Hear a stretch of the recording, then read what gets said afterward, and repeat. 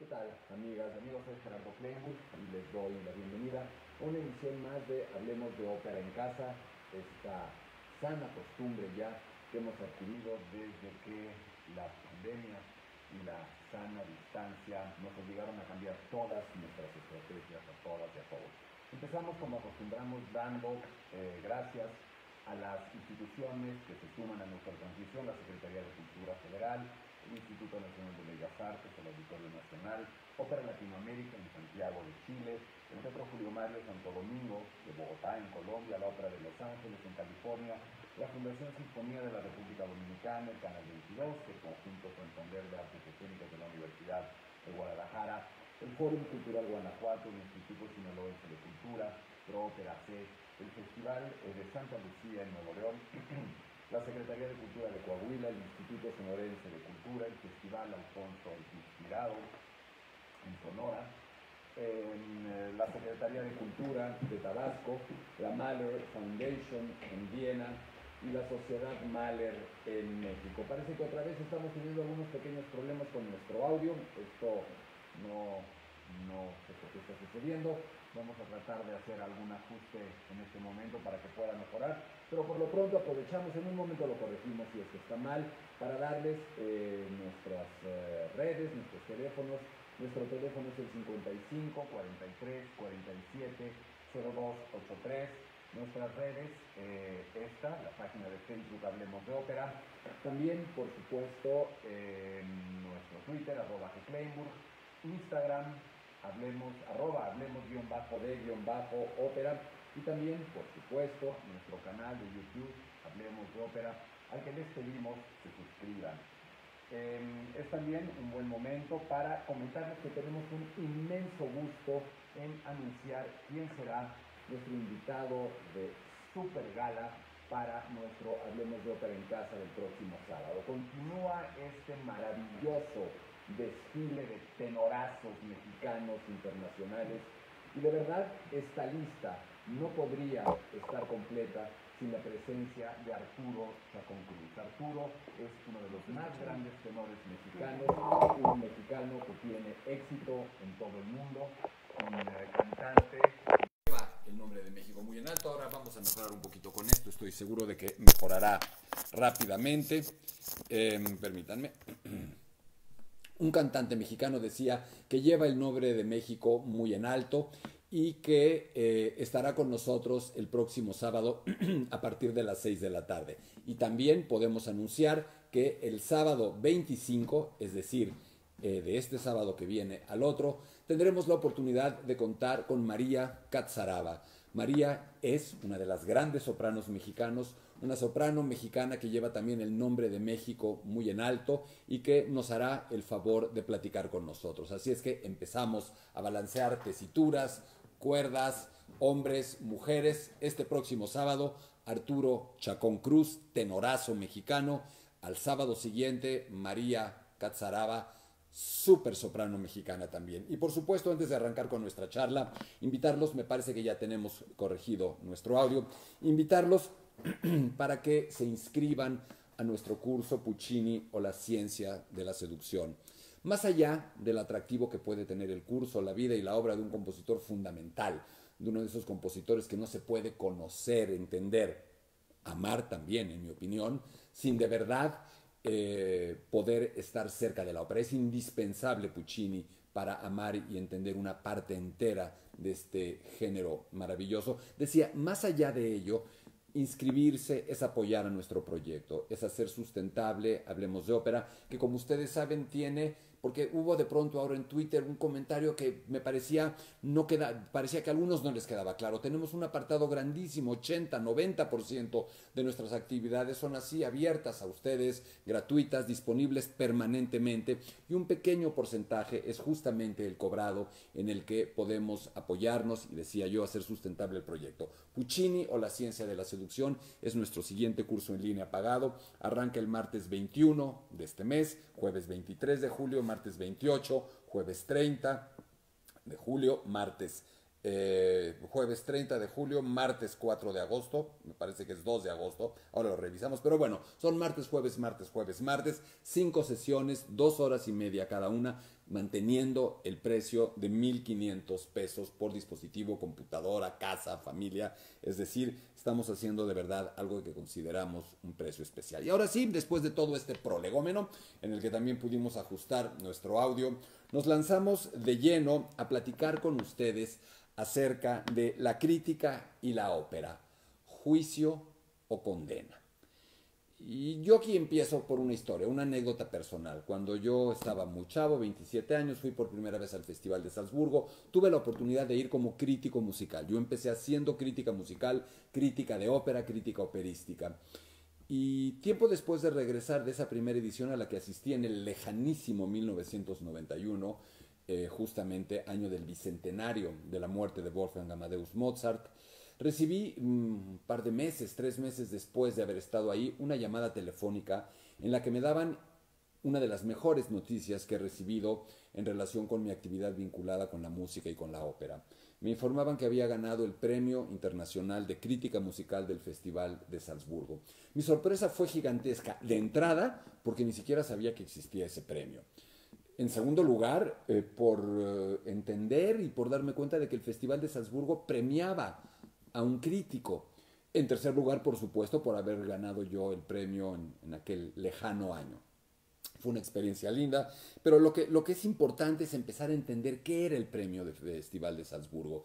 Y es un premio que se otorgaba a la persona que escribía, en opinión de un jurado multidisciplinario, primer punto, multidisciplinario, no de cantantes, no de directores de orquesta, sino de distintos quehaceres, profesiones, perfiles, que evaluaban qué crítica argumentaba mejor, no que fuera mejor crítica, no que fuera buena crítica. Podía ser una crítica destruyendo una de las funciones, podía ser una crítica alabando una de las funciones. No era un premio, como decimos en México, al cebollazo, al chayote, como decimos hoy de una manera un poco fea para hablar de la compra de periodistas, sino un reconocimiento al ejercicio de la crítica. Y me llamó enormemente la atención. Fue una satisfacción grande y la verdad, haber podido recibir ese premio, entender cuáles eran los criterios con los que se otorgaba y entender o asumir que lo que había hecho satisfacía esos criterios, normó para el resto de mi vida lo que yo entiendo es la crítica operística. Es un punto siempre polémico, siempre cuestionable por muchos, del ejercicio de la crítica. Era también un momento difícil porque yo era director de la Ópera de Bellas Artes. Bueno, me convertí en director de la Ópera de Bellas Artes al año siguiente y no quise abandonar la práctica de la crítica musical, pero era obvio que no podía ejercerla en mi país. No podía yo organizar una función de ópera y escribir sobre ella y juzgarla. Habría sido divertido hacerlo porque creo que en más de una ocasión me habría dado hasta con la cubeta. Muchas veces era enormemente crítico con lo que hacía y podía reconocer sin mayores problemas que lo que habíamos hecho era una porquería o que no había funcionado o que había salido extraordinariamente bien y que era una maravilla. Era capaz de aplaudirme y abuchearme a mí mismo sin el menor empacho. Entonces, lo que hacía era ejercer la crítica musical y operística de cosas, funciones, conciertos que veía en el extranjero y no de aquellos que veía en México. Empecemos esta breve disertación, esta plática, no es una disertación, ni es una clase, ni es una conferencia, es comentarles lo que yo opino de la crítica musical y de la crítica operística. El tema o el problema nace con la ópera misma. La ópera es fruto de una discusión, la ópera es fruto de una polémica, la ópera es fruto de no ponerse de acuerdo. No es como la música, la pintura, que brotan espontáneamente. La ópera no tiene nada de espontáneo, no es un arte natural. No se puede decir de otro modo. Nace por una reflexión de intelectuales que quieren hacer esto, ya la historia eterna, el teatro griego, revocar el teatro griego, y lo hacen como pueden, como creen, como inventan. Como dijo Jorge Volpi en una de las charlas, parten de un supuesto, como dijo Marcelo Lombardero, parten de un equívoco, parten de asumir algo que los griegos medio cantaban. Y entonces viene este balance, le damos más música o más musicalización, le damos más peso a la palabra. Podemos decir entonces que la crítica operística nace con la ópera misma, no se ponían de acuerdo. Criticaba uno la aproximación del otro y otro la aproximación de uno. Me imagino que Girolamo May, Jacopo Peri, Giovanni Bardi, todos ellos, Giulio Caccini, discutían y hacían crítica operística al tiempo que nace. Esto es interesantísimo. La música no nació con gente criticando, es decir, los neandertales que empezaron a hacer música no se criticaban unos a otros de quién lo hacía bien o quién lo hacía mal. El lenguaje, la literatura, la tradición oral no nace con crítica. La ópera, los pintores rupestres no creo que hicieran crítica de lo que hacía uno y otro. La ópera, que es por supuesto un arte infinitamente más nuevo y más artificial, hay que reconocerlo, nace con ese elemento. Entonces, primera idea que lanzo, la crítica operística nace con la ópera y de hecho la ópera es un producto de esa crítica operística, valga casi el oxímoron. La ópera no buscaba conmover, buscaba hacer un ejercicio estético de cierta naturaleza que de pronto, bueno, sucede que se vuelve algo extraordinariamente conmovedor y para muchos, entre los que se encuentra su servidor, es, no sé si sea el mejor de los artes, pero es indiscutiblemente uno de los más poderosos en términos neurológicos, uno de los que produce emociones más violentas, más intensas, más súbitas, más inexplicables. El asunto se empieza a complicar más cuando llega Claudio Monteverdi y aporta una cuota de musicalidad gigantesca. ¿Por qué? Porque desbalancea este equilibrio que se buscaba en un principio entre la música y la palabra. Ese era el elemento inicial de crítica operística. ¿Qué tan musical, qué tan verbal es una ópera? Discusión que se prolongó y se prolongará por los siglos de los siglos. Ahora, ¿quiénes se vuelven los primeros críticos operísticos de verdad? Es facilísimo saberlo. Y es facilísimo saber cuándo. 1637, Venecia. ¿Por qué? Porque inventan el teatro.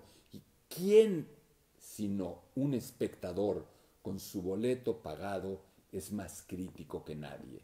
Eso es, en algún sentido, ser un espectador y comprar un boleto, tener el derecho de opinar, de juzgar. ¿Y cómo juzga uno? De la manera más contundente. Un crítico en un periódico, el periódico, como dicen, no hay nada más viejo que el periódico de ayer. Pero un espectador que compra boletos tiene una herramienta poderosísima de crítica. Comprar o no comprar de nuevo un boleto.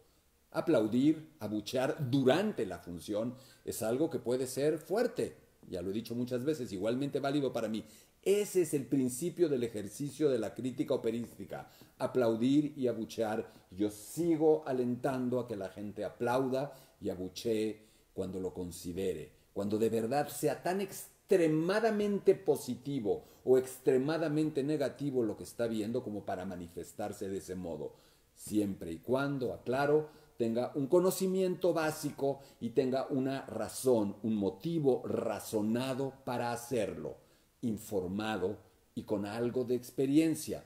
Me parece precipitado que si un espectador inicia su camino en la ópera, pegue de alaridos delirantes al final de una función o aviente jitomatazos al final de una función. Creo que hay que irse formando, al igual que un crítico se va formando. Ahí se juzga a todo mundo. Se juzga la ópera, se juzga si el espectáculo es divertido, si es aburrido, se empieza a juzgar a los cantantes que empiezan a tener preeminencia, pero sobre todo esos críticos musicales que eran los primeros espectadores comienzan a determinar la evolución de la ópera.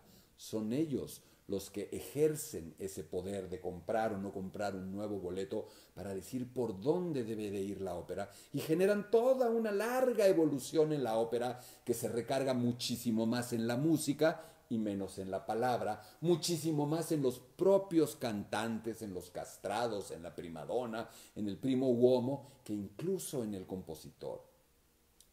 Incluso hay algunas opiniones sobre los incipientísimos directores de escena, sobre el espectáculo. Piden efectos especiales, piden cosas más impresionantes y van modificando la ópera hasta llegar al extremo de la ópera barroca, donde la teatralidad está totalmente castigada, donde de lo único que se trata es de ir a escuchar grandísimas pirotecnias vocales. con grandes compositores. El hecho de que Vivaldi, Händel y compañía estuvieran escribiendo ese tipo de óperas no va en demérito de su teatralidad, porque el género barroco de la ópera seria no tiene una teatralidad, tiene una muy mala, muy pobre teatralidad, pero la música es extraordinaria, indudablemente. Eso empieza a suceder y se lleva hasta ese extremo. Y ahora empieza a la mitad del siglo XVIII, surgen de nuevo críticos musicales férreos. ¿Quiénes? Los espectadores. La famosa guerra de los bufones, entre los que apoyan una ópera más artificiosa, más barroca, llena de coloratura, de virtuosismo vocal, y los que quieren una ópera menos de ese tipo, más sencilla, que abogan por la ópera cómica, por una ópera nueva, y esto explota cabalmente con la llegada de uno de los más grandes críticos de ópera de la historia de este género. Y es un compositor, hay varios compositores que lo fueron. Algunos escribiendo lo que pensaban sobre la ópera, qué debía ser, qué estaba mal, y otros yendo más lejos y no solo diciéndolo y escribiéndolo, sino haciendo la ópera que consideraban debía hacerse. Así las óperas de Gluck, las óperas de Berlioz, las óperas de Wagner funcionan como óperas y funcionan como crítica operística. Es en esas mismas óperas que esos compositores, al hacer las cosas de una manera tan radicalmente distinta, están criticando, están destruyendo y dinamitando lo anterior. Verdi a su manera lo va haciendo poco a poco, sin escribirlo, sin ostentarlo, de una manera gradual, pero va criticando el status quo belcantista, llevando la ópera hacia un romanticismo al cual deja en el borde del verismo, del realismo operístico a principios y a finales del siglo XIX y principios del siglo XX. Gluck, decía yo, hace esta revolución, esta reforma operística en donde pide teatralidad, darle de nuevo importancia al texto, reducir la parafernalia, quitar las óperas, las arias da capo, terminar con esa coloratura exagerada, quitarle... Gluck dice que ya no se puede ni ver ni saborear el pastel de las emociones operísticas porque hay 60 toneladas de merengue, de parafernalia, de pirotecnia vocal, de banalidad musical que estorban, y de alguna manera es una crítica que se vuelve casi minimalista, en la que aboga por un menos es más. Hay muchos más, no vamos a hacer una historia completa. Berlioz hace lo propio, en principio por su pirria hacia lo italiano, por su fobia hacia Berlioz, por su envidia pútrida hacia el éxito de Berlioz, perdón, de Rossini en Francia. Berlioz se opone drásticamente a eso, y es también un hombre que escribe, es un intelectual y es un hombre que empieza a escribir, uno de los primeros compositores que escribe, que hace crítica musical, como lo haría después Robert Schumann, por citar a muchos otros, o algunos otros. Wagner, sin duda, un extremo de crítica musical. Ópera y drama, por citar uno de sus tantísimos libros, ensayos, en los que de plano dice, esto no es así, y establece un código estético entero. Es otra manera de ejercer la crítica musical y la crítica operística. Por supuesto que hablaremos también de la gente que escribe literalmente una crítica operística sobre una función. Todos los elementos de la ópera van siendo juzgados en ese momento ya. Wagner incorpora todo. Wagner habla de la Gesamtkunstwerk, de la obra de arte total, de esta reunión, no unión, reunión de todas las artes a través de la ópera para recuperar esa armonía clásica griega en la que todas las artes eran una sola. Wagner dice que la ópera debe ser para eso. Los inventores de la ópera no pensaban en eso. Ese es un invento wagneriano, bueno, malo, respetable o no, defendible o no, atractivo, sí, pero es un invento wagneriano que de alguna manera, no podemos evitarlo, norma la crítica operística de nuestros tiempos, la del periódico, la de la revista especializada, la del blog, la que ustedes quieran, en donde se deben evaluar, ponderar, valorar, alabar o denostar todos y cada uno de los componentes, ahora hablaremos de ellos, que conforman una función operística.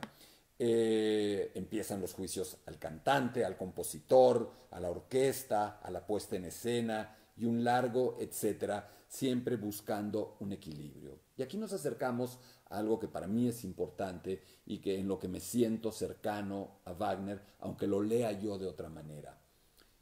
La naturaleza de la ópera ya sé que es mi cantaleta de nunca acabar, mi leitmotiv, para seguir con el símil wagneriano. La ópera, nos guste o no nos guste, es un fenómeno cuyo origen es teatral y dramático. Por lo tanto, los elementos de la crítica teatral deben estar presentes en la ópera si queremos atender a su origen, a su naturaleza, a su invención. ¿De qué habla uno cuando habla de teatro? De actuación, de producción, de puesta en escena, de lectura del texto. Y uno va evolucionando. El gusto, la moda, la crítica, los usos y costumbres teatrales van evolucionando. Hoy por hoy, ver una obra de Shakespeare con el vestuario original, con la escenografía de época y con la longitud original, es garbanzo de a libra. Se ve muy de vez en cuando. Yo creo que no exagero si digo que un 80% de las obras de Shakespeare se ven en producciones modernas, contemporáneas, no tradicionales. Y ahí nadie se pelea, nadie en el teatro discute porque alguien muestre un Otelo contemporáneo o un Cyrano de Bergerac contemporáneo o una obra de Racine, de Corneille o de Strindberg o de quien ustedes me digan con una versión contemporánea. Si nosotros aceptamos que la ópera tiene una esencia y una naturaleza teatral, deberíamos de aceptar esas mismas propuestas teatrales que aceptamos en el teatro. Continúo. Tenemos también que evaluar la voz. La voz es un elemento indispensable para evaluarse porque es el instrumento, como decía, ¿quién lo comentó? Ya no me acuerdo dentro de nuestros invitados. Es un instrumento que produce palabras. Creo que fue Rolando Villazón. Un instrumento maravilloso que no solo produce sonidos, no solo produce notas, sino produce palabras. Y uno tiene que evaluar y que ponderar críticamente al cantante en todos los aspectos que confluyen en él, como si fuera un pianista o como si fuera un concierto para piano. Y uno también habla del instrumento, qué maravilloso piano. No es lo mismo tocar en un Fazioli o en un Steinway que tocar en otro tipo de pianos. No quiero hacer malos comerciales de marcas, pero hay otros tipos de pianos que claramente no suenan así. Esa es la voz de un cantante. La voz de un cantante, curiosamente, es el único punto sobre el que nadie discute y puede ser simplemente bella o no bella, con otros atributos también. Pero ese es un accidente, una voz bella, una voz característica, distintiva, una voz fea, una voz no atractiva, es un accidente, favorable o desfavorable. Eso es la belleza o no belleza de una voz. Luego viene la técnica, de la que he hablado al infinito en mis cursos, en mis sesiones de entrenamiento auditivo, la interpretación, cómo hace esa música, el estilo, la dicción que también se entiende y por supuesto, si nosotros consideramos que ese es un fenómeno dramático, teatral y escénico, tenemos que contemplar obligadamente, indefectiblemente, los atributos actorales, histriónicos y de credibilidad de un cantante. Y aquí entramos en un punto delicado, en un dilema. Esto quiere decir que un cantante tiene que ser evaluado con la exigencia que se evalúa a un actor. Habría que decir, como dice alguna amiga, ni, sí y no. Sí a veces, no a veces, una ponderación, pero no se puede soslayar ese elemento. La credibilidad, el que el cantante parezca o nos pueda hacer creíble su personaje. Y aquí yo me digo y me contradigo. En muchas ocasiones soy muy exigente y digo que un cantante y una cantante debe hacer hasta lo indecible por verse como se debe ver ese personaje. Pero luego es muy fácil que yo mismo me cuestione y me convenza a veces de lo contrario, porque generalmente eso solo lo limitamos al volumen, al volumen corporal, al peso. ¿Tiene o no tiene sobrepeso? Y eso es reducirlo, porque si se supone que está haciendo Sansón, bueno, a lo mejor si sale un chico espiritifláutico sin ninguna masa muscular, pues tampoco sería creíble. Yo me tendría que callar la boca a mí mismo. Y por otro lado, uno podría pensar que ese no verse ad hoc con la fisionomía que uno lógicamente tendría que tener para hacer ese personaje, podría ser una convención más. Alguien me podría decir, nadie habla ni actúa cantando, ya es toda una discusión. Pero digamos que la ópera requiere de muchas licencias y convenciones. ¿Por qué no pensar que el peso, la figura de un cantante o de una cantante sean también una licencia? Me sorprendo al escucharme decir esto. Yo soy partidario de lo contrario. Yo creo que un cantante y una cantante deben hacer un esfuerzo extremo por mostrarse ante el público con una fisonomía medianamente adecuada para el personaje que van a hacer. Pero insisto, creo que es discutible, creo que es matizable. La orquesta, como suena una orquesta. A la orquesta hay que juzgarla como si fuera una orquesta sinfónica, como si estuviera encima del foso, aunque también asumo y entiendo que no se puede escuchar igual. Pero uno tiene que ponderar la fuerza, la homogeneidad de sus secciones, cómo están sus cuerdas, sus maderas, sus metales, si hay una sección amplia de percusiones, cómo están las percusiones. Tiene uno que entender eso, si hay un sonido propio. Y por supuesto, en combinación con el director concertador, el balance, el estilo. Y el director concertador es, evidentemente, una de las figuras a las que también hay que juzgar con muchísimo rigor. Es uno de los responsables supremos de que aquello funcione. Es el ecualizador del aparato operístico. El que sube los graves, baja los agudos, sube el volumen acá, sube el volumen de un canal, baja el volumen de otro canal. Eso, es el ingeniero de sonido de una ópera, más el acompañante y el cómplice de un cantante, más la persona que en acuerdo con los cantantes determina los tiempos, las velocidades, los colores, el volumen, la llamada dinámica de una interpretación musical. Y por supuesto, el director de escena y su equipo. El director de escena que suele ser el costal de golpeo, el punching bag, diría un boxeador de la crítica. ¿Por qué resulta de pronto tan socorrido criticar, denostar, vituperar, injuriar una puesta en escena? No le digan a nadie, pero pues es un poco más fácil. Es un poco más fácil decir me gusta, no me gusta y no me gustó que lo pusiera así, que saliera asá o que se viera en esta época o que hiciera opinar del balance entre las cuerdas y las maderas, opinar de la homogeneidad de las violas en una orquesta, opinar de la manera en que está resuelta la zona de paso de un cantante, opinar en si el sonido está abierto, cerrado, cubierto, fijo, adelante, atrás, etcétera, etcétera, es bastante más difícil. Opinar sobre la ópera, opinar sobre el compositor, opinar sobre la armonía, el contrapunto y un largo etcétera, es un poco más difícil que decir el traje me gustó, se le veía mal el traje, ¿por qué no la hizo de época? Eso cualquiera lo puede hacer, cualquiera lo puede decir. Creo, me aventuro a opinar, que criticar una puesta en escena es algo que se hace con tanta frecuencia y con tanta virulencia porque es más fácil, lo digo con sus letras. Ya menos fácil, y pocas veces he escuchado, es una crítica sobre la obra que sea, La Traviata, Las bodas de Fígaro, Ifigenia en Tauride, una ópera de Gabriela Ortiz, Luciérnaga, una ópera de Kaja Saariaho, L'Amour de Loin, una ópera de Hans Werner Henze, el dodecafonismo. A ver, vamos a hacer una crítica también de esa ópera, pero para meterse a hacer una crítica de esa ópera, órale, hay que darle duro. Hay que entender el texto, hay que entender los recursos musicales, el lenguaje dramático, y a partir de ahí hay que juzgar. De nuevo, una cosa es decir si a uno le gusta algo o no le gusta. Eso es algo completamente libre uno. Alguien puede adorar la champaña y odiarla, alguien puede amar los tacos y odiarlos. Eso no hace a la champaña ni a los tacos buenos o malos. Simplemente es una expresión del gusto de un espectador. Pero si alguien dice la champaña está mal, uy, entonces tienes que hablar de fermentación, de levaduras, de conservación, de embotellamiento, de muchas cosas. Estoy inventando, no lo sé, pero tienes que hablar técnicamente de eso, qué tan carbonatada está, qué tan poco carbonatada está. Ahí no está tan fácil.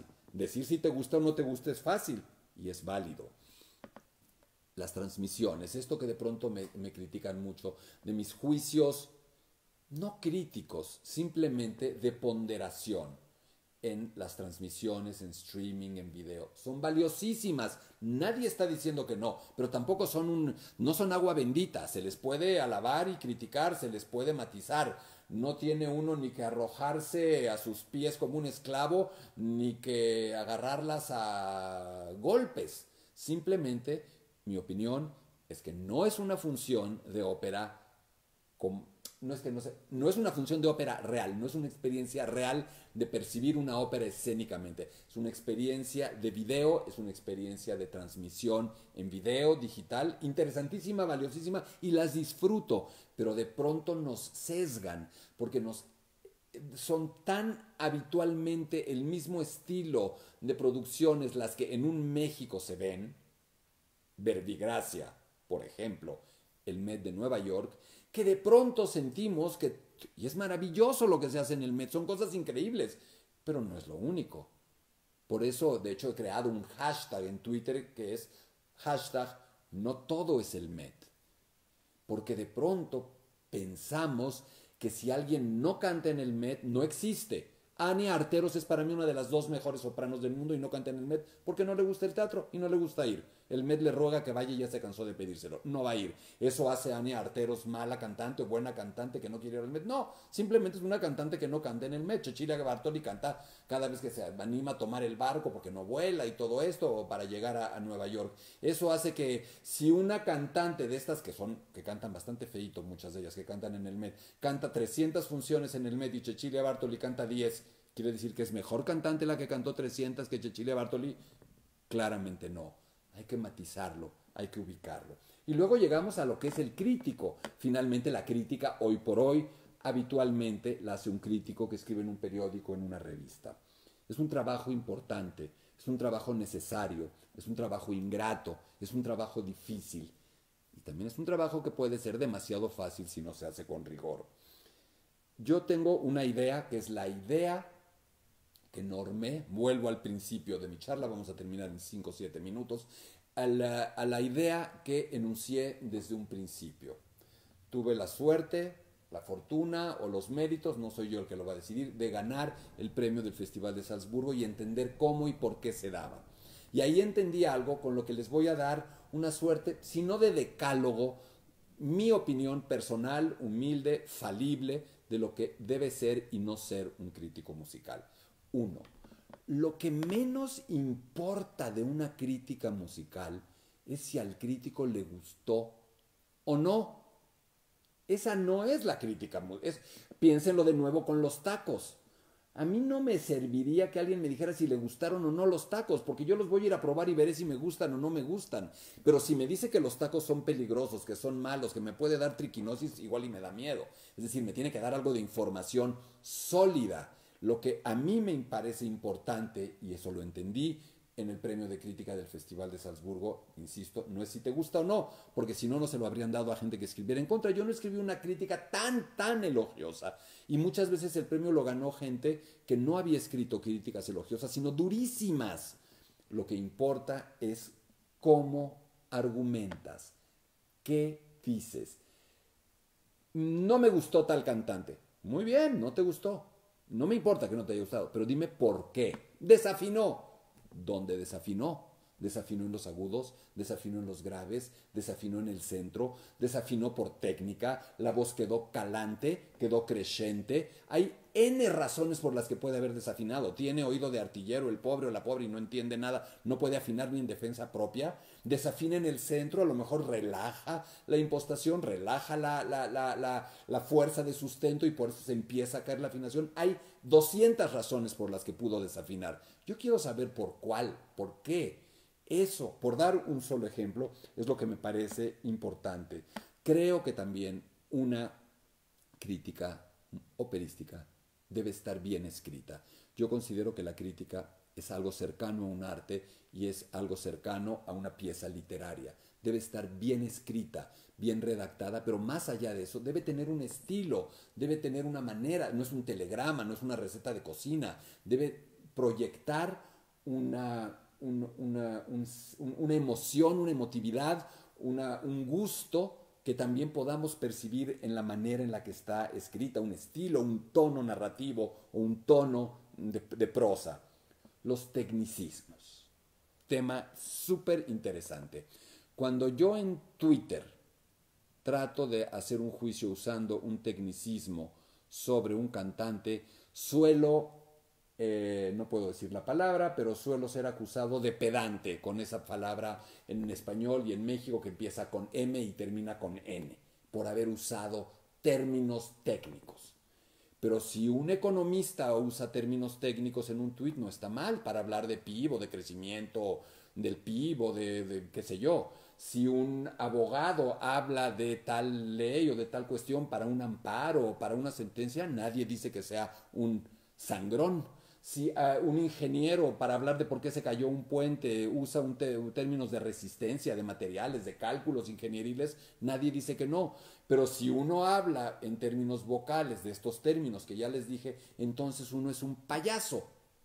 No entiendo. Algo no funciona. ¿Por qué? Porque hablar del canto sin usar esos términos puede resultar más fácil. ¿Eso quiere decir entonces que solo el que sabe esos términos puede hablar y juzgar el canto? No. Por supuesto que no. Pero tienes que, si no quieres usar esos términos, decirlo de alguna manera. ¿Por qué te gusta? ¿Qué es lo que te gusta? No es nada más que esté bonito. Si estás haciendo una crítica, si solo es decir me gustó o no me gustó, todo lo que estoy diciendo no existe, no es válido. Te puede gustar lo que quieras, te puede disgustar lo que quieras, cada quien, no es por ahí. Creo que una crítica operística en un medio debe obligadamente de llevar tecnicismos. Obligación, si no a mí me genera una enorme desconfianza. Pero ahora, un punto más, una crítica, y la crítica también debe y puede ser didáctica. Entonces, esos tecnicismos se pueden explicar.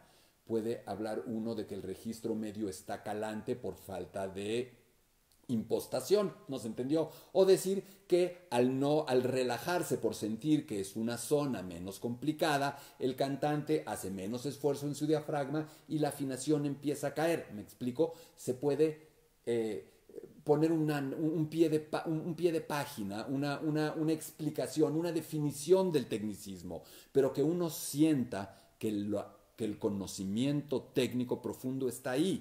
No con el interés de que no le entendamos, al contrario. El tema es que esa es la gran dificultad, que el crítico pueda tener todo ese bagaje y esa terminología, pero digerirla, masticarla y dárnosla hecha una papilla, si queremos, para que, uno, entendamos cuál fue el argumento y dos, podamos aprender un poco la crítica operística también como una práctica didáctica y educativa. Son mis opiniones, todo es cuestionable lo que estoy diciendo. Básicamente yo hablaría de esto. Incluso creo, y tengo mucho cuidado en lo que voy a decir, que no estaría de más algo parecido a una licencia para ejercer la crítica. Me parece que es importante para ejercer la crítica. En la ópera, no me estoy metiendo en otras disciplinas, que la crítica o el crítico muestren y demuestren que tienen esa formación, que tienen una cultura operística total, que tienen una cultura canora del canto completa, que pueden juzgar una orquesta, que tienen un conocimiento teatral, que pueden hablar de una puesta en escena con argumentos, con formación. Entiendo que alguien me puede decir que eso sería casi un método de control, aunque a mí no me parece que el hecho de que alguien de poner como requisito la formación de una persona sea una manera de censurar o sea una manera de controlar. De nuevo, son especulaciones en este espacio. Y la crítica ha tenido errores históricos, en donde se ha hecho denuesto de Carmen, de Bizet, de las obras de Wagner, de la Traviata, del Barbero de Sevilla, de Mozart mismo. Ha habido críticos históricos famosos como Bernard Shaw, que no era un músico, era un escritor, pero que lo hacía gloriosamente. Músicos como los que ya he hablado, por ejemplo, habría que agregar von Bülow. Ha habido óperas que hacen crítica operística en sí mismas, Capricho de Richard Strauss, donde se juzga la ópera misma y el balance entre la ópera y las palabras. Una ópera sobre escribir una ópera. Eco lejano a ello, prima la música, poi le parole de Salieri. Ha habido críticos musicales importantes como Julian Bowden, como Charles Osborne, Michael Kennedy, Tim Page, David Rosenstein, Lissari, Harold Schoenberg y un largo etcétera. Y de pronto también hay escritores, decía yo, que sin tener la menor idea de la música son tan amos y señores de la palabra que pueden definir a un músico como no lo había hecho ni siquiera un músico mismo. Octavio Paz, me parece, cito de memoria, al referirse a Carlos Chávez, hablaba de sobriedad exasperada. Todos sabemos que Octavio Paz no era un hombre musical. Bueno, si entendemos la poesía como música, sí era un hombre musical. Y creo que lo era en ese sentido, pero no en el de la música como la entendemos tradicionalmente. Y Octavio Paz dio una definición absolutamente extraordinaria de un músico y de su música. Termino diciendo que la crítica no es un mal necesario, no es forzosamente el refugio de amargados y de frustrados. En la música es donde más se suele decir, en la literatura, en la pintura, en el teatro, no se hace esta asociación tan grosera entre un crítico y alguien frustrado. Glenn Gould, el grandísimo pianista canadiense, decía que a veces se puede hacer mejor música pulsando bien las teclas de una máquina de escribir que mal las teclas de un piano. Así es que yo querría terminar, redondear esto comentándoles que leamos con interés la crítica musical, la crítica operística, que busquemos argumentos, que no nos detengamos tanto en saber si al crítico o a la crítica le gustó o no le gustó una función, que tratemos de encontrar información en esa crítica, que tratemos de formarnos una opinión informada a partir de ella. Y todo esto que acabo de comentarles es, dicho de otra manera, una especie de receta, de recomendación o de sugerencia de lo que todos nosotros podríamos o acaso deberíamos de hacer cuando juzgáramos una ópera, con los elementos que tengamos, con la información que tengamos, y que podamos diferenciar muy claramente el gusto de la crítica, el juicio de la sentencia, como reza el título de nuestra charla. Y ahora sí, nos despedimos, los invitamos nuevamente, antes de terminar nuestra transmisión del día de hoy, a que nos acompañen este próximo sábado a nuestro Hablemos de Ópera en Casa con Arturo Chacón Cruz. Sábado 18 de julio, tenorazo internacional mexicano estará con nosotros, y al sábado siguiente, el 25 de julio, María Catzaraba, una de nuestras grandes sopranos, y nuevamente les pedimos que no dejen de inscribirse a nuestro curso Puccini o la ciencia de la seducción, que arranca el martes de la semana que viene, llamándonos al 55 43 470283 o escribiéndonos a hablemosdeopera1@gmail.com. Soy Gerardo Kleinburg y agradezco que nos hayan acompañado el día de hoy. Hasta pronto, cuídense.